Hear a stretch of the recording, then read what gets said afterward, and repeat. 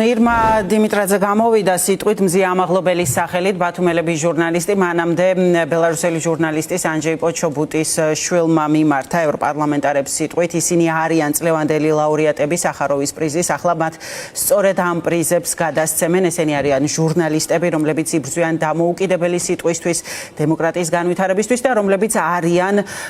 პატიმრობაში რეჟიმის ტყვეობაში საკუთარ ქვეყნებში ჩვენ ვხედავთ სწორედ ამ პრიზის გადაცემის ცერემონიას სტრასბურგში ხდება ეს ყველაფერი ეს სტრასბურგში მიმდინარეობს ეს ცერემონია ევროპარლამენტში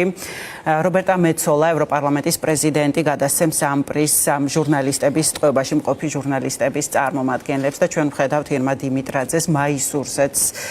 აწერია მზია ამაღლობელის ეს სიტყვები იბრძოლეთ სანამ გვიანი არ არის